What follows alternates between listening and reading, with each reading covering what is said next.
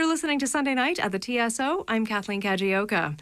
Well, the TSO has always been active in education, and one of the important branches of their education programming is the Toronto Symphony Youth Orchestra, or TSYO.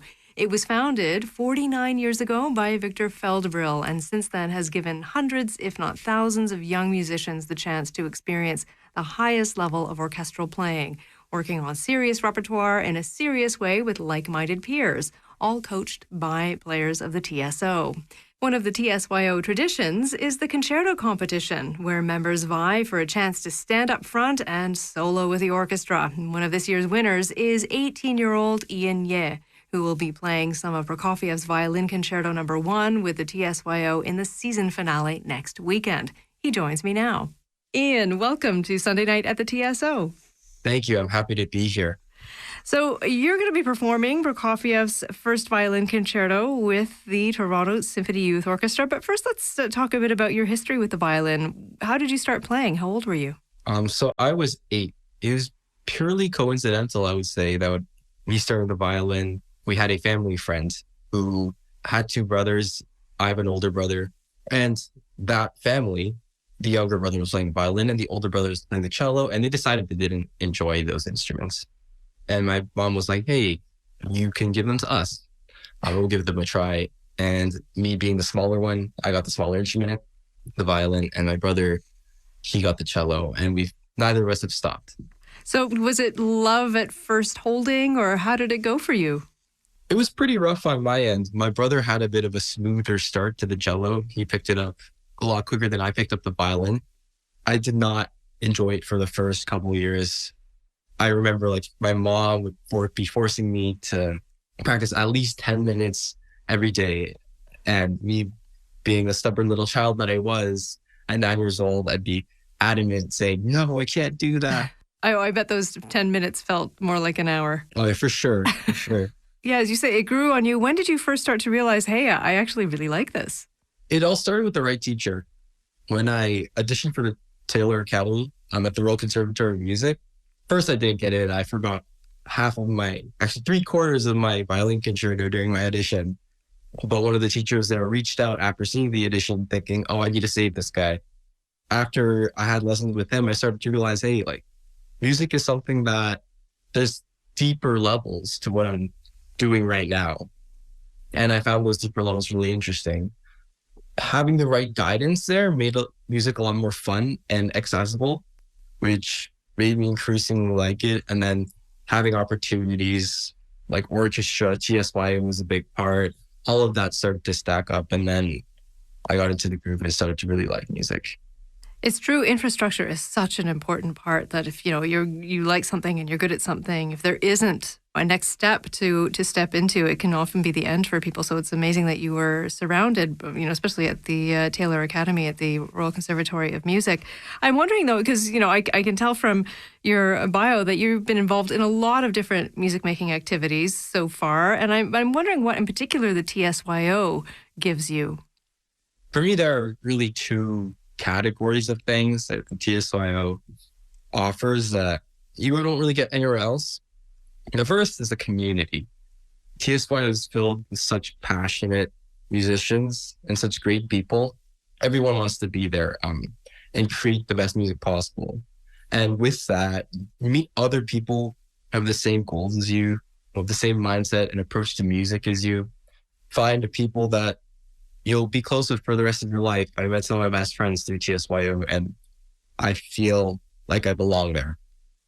The second thing that I would say is opportunity. TSYO is a really good opportunity to improve, not just as an orchestra musician, but also like a solo musician, because all the mentorship you get. First, you get to work with all these professionals. You get coaches that are in the TSO that are helping you throughout the term. We just had our side-by-side concerts with a TSO. You get to ask questions and see how the professional world looks there. The TSO itself has a lot of opportunities for young musicians, like the concerto competition, which I have the privilege of being a winner for. And that gives you the opportunity to play either with TSYO or if you get first place with the TSO, that can be really good for you in terms of a music career. I wanted to pick up on your mentioning the side-by-side performance with the TSO. That was the Visions of Spain program. What was it like to be in the TSO?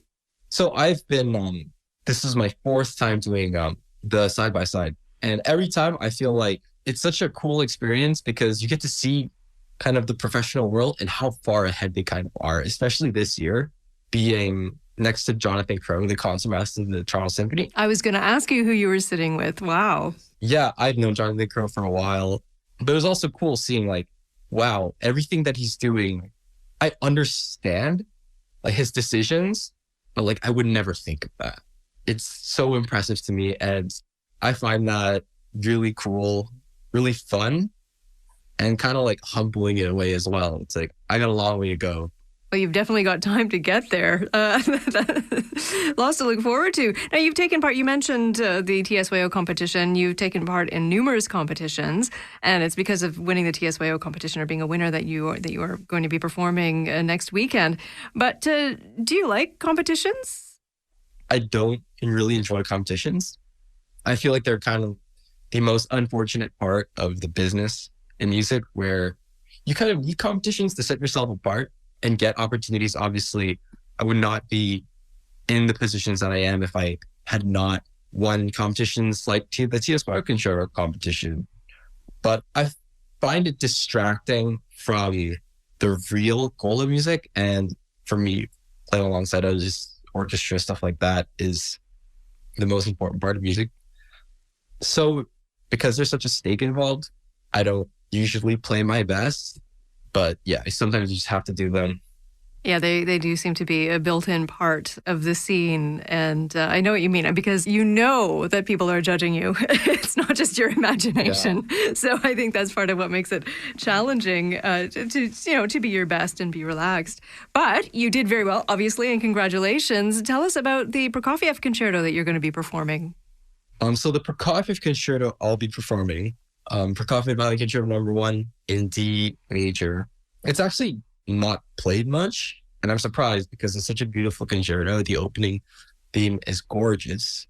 I stumbled on this concerto after our conductor, Simon Rivard, told me I couldn't play the Sibelius Violin Concerto. Like, he said he knew I could play the Sibelius Violin Concerto, but he said you should pick a level below where you're at so that you can really nail this concert. So I went out of my way and I picked a piece that was harder than the Sibelius. And for the Violin Concerto number 1, didn't know it. I thought it'd be easier.